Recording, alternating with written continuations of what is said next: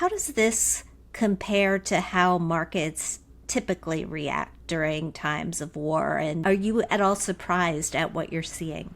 So typically what we see is they sell off and then they come back and they rally back, right? Because there's uncertainty and then there's certainty and they know what it looks like and it comes back. The market rallying today, I wouldn't say it surprises me because as we saw with the tariffs, the market seems to just keep going despite everything. It does, and yet I continue to read stories and headlines and analyses that point out considerable weakness that have absolutely nothing to do with the conflict in the Middle East, but just the fact that we are an economy that is so reliant on consumers continuing to spend.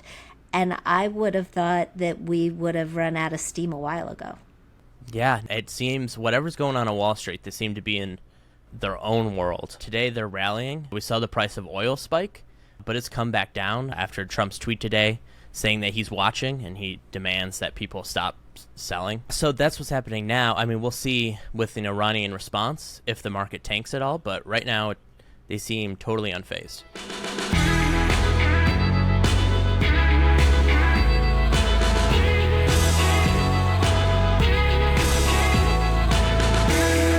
Everyone, thank you so much for joining us for a very special episode of HerMoney. I'm Jean Chatzky, and today we are bringing you an important and very timely conversation about what's unfolding overseas and what it could mean for your money. As of this recording, and it's Monday, June 23rd, tensions are rising fast in the Middle East. Over the weekend, the U.S. officially became involved in the escalating conflict there. Late Saturday night, Eastern Time, U.S. military forces launched strikes on 3 nuclear sites in Iran, strikes that President Trump said totally obliterated those facilities. And we now know that the situation might be a little different than that. We're unclear on the actual state of Iran's ongoing nuclear capabilities. And look, it's a lot. I know these headlines are hard to read. They're harder to process. I woke up at 4 a.m. Sunday morning, read the headlines, and could not get back to sleep. But we also know that global conflict always sends ripples through the economy. It can affect our investments, our retirement accounts, gas prices, the broader stock market. And in times like these, I think one of the best things that we can do is just try to stay informed so that we can make smart, calm financial decisions from a place of knowledge, maybe even confidence, rather than fear. So what are the smart money moves right now? Should we be keeping more cash in a high yield savings account? Should we be looking at international stocks or defense stocks? And if the crisis continues to escalate, what then? So as we decided that we were going to take a look at this conflict and what it means for your money, we reached out to our friend Kyla Scanlon. You've heard her on the show before, and said, who is the best person you know to talk about this? She said Ben Wheeler. Ben is an international relations analyst and co-host of the Unclassified podcast. He is here to walk us through the latest developments, how the markets are reacting, and what we can do to protect ourselves and our money in the face of uncertainty. Ben, thank you so much for being here. Thank you for having me. So before we get into the money, for listeners who may not be following closely, although I got to say, I don't even know how that's possible, can you break down what's happening in the Middle East right now? What are the key players doing? Where exactly does the U.S. sit in all of this?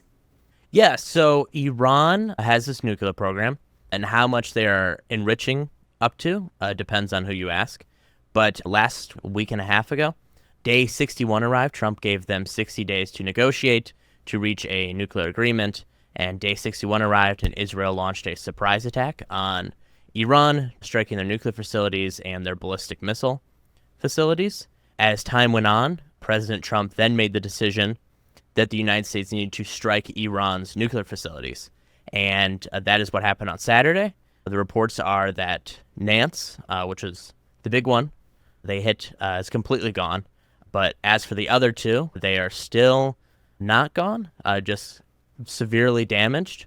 And now we await Iranian response, and this could look like a lot of things. They could hit U.S. bases in Qatar as we speak. It does appear like that is going to happen quite soon. They could also shut down the Strait of Hormuz. They could mine it, and they could also kind of shut it down using drones, right? They don't necessarily need to put physical mines in. By using drones, they can pick and choose who goes and where they're going. And so that is kind of the risk that we face. Iran has a lot of proxies. In Yemen with the Houthis, who announced that the ceasefire with the Americans is over and they will resume hitting ships in the Red Sea. And they also have Hezbollah in Lebanon that can inflict a lot of damage on Israel. And then in Iraq and Syria, you have various militias that can create a difficult time for the U.S. Embassy in Baghdad. When people talk about the Strait of Hormuz, what is the significance of that? So the Strait of Hormuz is a narrow corridor in the Persian Gulf where almost all oil that comes out of the Middle East is transited through via tankers and then sent out to the rest of the world. And so Iran, they have most of the coastline along there, and so it gives them a strategic position to close it down. They've done it in the past. They haven't done it since. And there are some efforts to try to get them to not do that, but they seem perhaps justifiably pretty upset of what happened, and so they are going to have to figure that out. When we look at the markets today, it seems to me at least, and it's 12:07 p.m., the markets are up a little bit overall. They seem to be shrugging at this. How does this compare to how markets typically react during times of war and during geopolitical tensions? Are you at all surprised at what you're seeing? So typically what we see is they sell off and then they come back and they rally back, right? It's because there's uncertainty and then there's certainty and they know what it looks like and it comes back. The market rallying today, I wouldn't say it surprises me because as we saw with the tariffs, the market seems to just keep going despite everything. It just seems like nothing can get the market to go down. Right now it does, and yet I continue to read stories and headlines and analyses that, that point out considerable types of weakness that have absolutely nothing to do with the conflict in the Middle East, but just the pressure that consumers are under and the fact that we are an economy that is so reliant on consumers continuing to spend. And I would have thought that we would have run out of steam a while ago. Yeah, it seems whatever's going on Wall Street, they seem to be in their own world. So yeah, today they're rallying. We saw the price of oil spike, but it's come back down after Trump's tweet today saying that he's watching and he demands that people stop selling. So that's what's happening now. I mean, we'll see with an Iranian response if the market tanks at all, but right now they seem totally unfazed. And with an Iranian response, you've watched these conflicts play out before. How soon do you think this will come? And when you look at the different pieces of our economy, including oil, that could be impacted, what do you think it's going to look like? So I think an Iranian response may be imminent, either in the coming hours or the next 24 to 48 hours. And I think they're going to hit the airbase in Qatar, and they could be hitting air bases in the UAE. Now, what happens from there depends on how these strikes go. In 2020, after the U.S. drone strike Soleimani, the Iranian general, Iran fired, I believe, 24 ballistic missiles at the U.S. base in Iraq. There were no U.S. deaths. We do know that U.S. troops at the base had traumatic brain trauma, and the U.S. to a certain extent covered it up to just kind of make the crisis go away. And so long as there are no U.S. deaths on these bases, I imagine the same will happen, and everyone will say, well, they have the right to retaliate, no deaths, we'll move on. Does not seem to me that Trump is interested in a prolonged conflict. I could be wrong. He did tweet about regime change yesterday, but he says a lot of things. So I think that is what will happen there. In terms of the impact, I think a quick 1-for-1 both ways. I don't know if there is an impact. If they shut down the Strait of Hormuz, to be transparent, if I were Iran right now, I would be shutting it down, right? I don't see how this isn't an act of war. I would be going all out, but they seem to at least be telegraphing their attacks right now. So maybe they will not shut down. But if they do shut it down, the price of oil will be astronomical, and that will perhaps trickle down to the rest of the economy. And it'll be astronomical even though oil comes from other places these days, like Venezuela? Yes, I mean, you're essentially severely limiting at least 20% of the world's supply, right? So, that will have an effect. I recently saw a piece by Ben Carlson at Ritholtz Wealth Management where he pointed out that during two of the worst wars in modern history, the U.S. stock market actually gained 115%, which kind of feels counterintuitive. Can you explain why in times of war that could potentially happen? So the government spends more during war. It spends a lot more. It spends more on military contractors, on infrastructure, on energy. And so with this, you get higher yields on the bonds, but also money trickles down through the economy. And so that's typically why it seems to surge. During World War II, of course, you had this mass mobilization. During Vietnam, you also had that. With the way the U.S. fights war now with the standing army, there's really no impact to Americans at home, minus like supply shocks or anything. So, there is not mass mobilization. There's not a draft like you would see in Ukraine or Russia. It is pretty isolated. So it almost works as a stimulus to the economy in a way. When we factor interest rates into the picture, I mean, the president has been calling for interest rate cuts for as long as he's been in office. It looks like we'll get a couple later this year, maybe the first in September. But do you think that this could accelerate the timetable? I think so. However, I think so much depends on what ends up happening with Iran here, that if we do see an oil shock, right, where they do something to Strait of Hormuz or they do something to damage the oil exporting, that will certainly drive inflation here in the United States. Even though, Bowman has communicated that they will cut in July, if we start seeing inflation go up because of oil prices, then I don't know if we get the cut. What do you think? No, possibly not. I mean, I think if we start to see those inflation figures start to rise, that's been the factor that they're reacting to more than anything else, right? So at that point, they're probably going to say, no, we can't. There are too many pieces of information in the soup, which is why I tend to come back to these things are so out of my control. They're so out of the control of every individual consumer and investor that at uncontrollable times like these, we all need to take a step back and look at our own personal economies and ask the question, all right, if these uncontrollable factors shift, how do I shore up my own personal finances? How do I make sure that I'm okay, that my family is okay, that I can continue to pay my mortgage, put food on the table, take care of my kids, do the things that I have to do in order to get through this period of unrest until things settle down again. So when you think about your own money in times like this, Ben, and things are, I mean, they've felt out of control for a while, long before this conflict, at least from where I sit. How do you manage your own personal economy? For the most part, I use a high yield savings account. I also use a portfolio where I have to pick and choose, but in terms of what other people should do, in times of conflict, oil is usually a good investment. I would also say things that have a locked in consumer base, pharmaceuticals, food, stuff like that. Things come and go, but people still need the prescription drugs. They still need food. There's not much you can do about that. And also with oil and gas, Americans drive a lot. We have one walkable city in America, New York, and then, Chicago's walkable, but not to the extent of New York. Americans drive everywhere. So in many ways, it kind of falls into that category of food and pharmaceuticals, and that Americans need gas. Whether it's $5 a gallon or 89 cents a gallon, they have to buy it.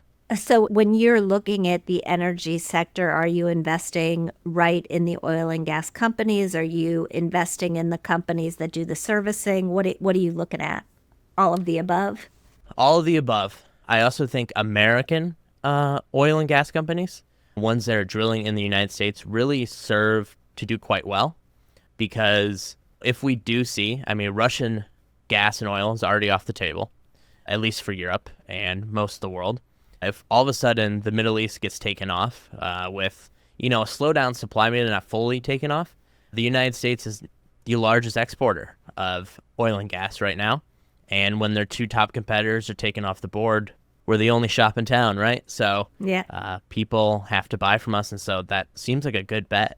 We've come through a period where the credit rating of the United States got slashed by Moody's. People are looking at the United States a little bit differently this year than in previous years. What do you make of the safety of the United States, of our bond market at this point? I think we're in deep trouble. I do believe the inherent problem is the president and the unpredictability, as we saw with the tariffs that hit the bond market, as we're seeing with this big, beautiful bill, as he calls it. There is a lot of cutting revenue streams while raising spending, while claiming to do the opposite. And then, of course, essentially destimulating, if that's a word, destimulating the economy through the tariffs. We already have $36 trillion in debt. The big, beautiful bill over a dynamic basis in 10 years will raise that to $50 trillion. I mean, we're selling the future for our roaring 20s, and we need to get that under control. And so I think we're in a big, dangerous spot right now. And unless we get our spending under control, and it's not even getting our spending under control, in reality, we just need to raise revenue, and we're cutting revenue. So I think we're in a very dangerous spot. There are some ways we can get things under control. Like, for instance, we don't have to keep saying every 2 weeks on the tariffs, and we can also write a big, beautiful bill that is actually big and beautiful and not whatever this thing is. Yeah, hopefully when it shakes out, it'll be a little less big, maybe, and a little less beautiful and Of course. focused on shoring up the issues that we have with programs like Social Security. I mean, the Social Security Administration came out with a report just last week that said the important trust fund, and there are 4 trust funds, but the important one that actually pays Social Security benefits is going to run out of money sooner than it was projected to, as early as 2033. So something is going to happen, I think, sooner rather than later, although with this Congress, they'll take it as close to the line as they possibly can, because that's the way they seem to roll. Do you, for all of these reasons, do you think that people should be warier of bonds at this point, of our bonds? I think it's hard to say. You should never doubt the American consumer, and you should never doubt the United States. I also think we're only 5 months into this, right? And so this has been 5 crazy months of unpredictability, and maybe things will get ironed out. But I also think that these are 5 months of radical change where other nations are looking at our bonds, our debt. Investors are looking at it, and they're seeing, sure, it may only be 4 years, but I don't know, maybe this can happen again, and people are going to try to lower their exposure to the United States in many ways and try to work around being so dependent on it. And so I think it calls into question the dominance of the U.S. dollar, as well as so many other things. So I don't know. I mean, there's a chance you buy the bonds now and you make out like a madman. There's also a chance you could be severely disappointed. I want to ask you about 2 other categories that we've been talking about a lot lately. Gold, which has had quite a run, and crypto, which has also had a real run up in the past couple of months. Where are you on investing in both of those sectors? I think you could never go wrong with gold, right? There will always be a need for it. It's at its highest price, I believe, in human history, which I found hard to believe, but I guess that's true. And on crypto, I am a big non-believer in it. I think it's an imaginary asset backed by nothing, and it essentially relies on other people believing in it. And I guess you can say that with everything. But with the dollar, there is stuff backed by it. With gold, there is a demand for gold, Crypto, I'm not a believer in it, and I think people will be wise to kind of get out of it. Now, perhaps that's foolish. Maybe the U.S. will make a reserve cryptocurrency, and we will go that route, but I'm very down on crypto, and I don't think it's a wise investment. Let's look out ahead a few months. Where do you think we'll be 3 months from now, 6 months from now? And do you have words at all of optimism for people who are worried about their money at this point? Where we'll be at in 3 months. 3 months from now, I think maybe things are better. Perhaps this Iran situation goes away. Things kind of settle down on that front. Perhaps the tariffs are pushed off again for another 3 months or however long the pause is. And I think things maybe kind of reach a good stability. I think in terms of optimism, Trump does seem to care about the market again. And I think, as we saw in the first term, he cared a lot about the market. He would not do things that hurt the market. And so now that he's gotten the tariffs out of his system for now, I think that things will kind of iron out and kind of calm down. I could be terribly wrong, though. You could play this back in 3 months and say, what a fool. But that is my guess, is that perhaps there's stability on the horizon. Who's to say? Right, right. I'm hopeful that you're Yes. right. Let's put it that way. Ben, before I let you go, tell us about Unclassified. So the Unclassified podcast is a joint podcast between Preston Stewart and I. We are both content creators that focus on international news and conflict. We talk about current affairs and, more importantly, international affairs, as well as war. Right now, we're really covering this conflict between Israel and Iran. We also, before that, covered Pakistan and India. And then, of course, we have Russia and Ukraine in the background. A lot of war. And so there's always something to talk about, but we really get in the weeds and tell you what you need to know and why you should listen. So if you're interested in that, check it out. And I'm sure it can help you be informed on your monetary choices going forward. Absolutely. I'm sure that you'll have a lot of our listeners checking it out because you managed to explain it to us in plain English, which is very, very difficult to do. So thank you for that. Thank you for being here. We appreciate the time. Of course. Thank you so much.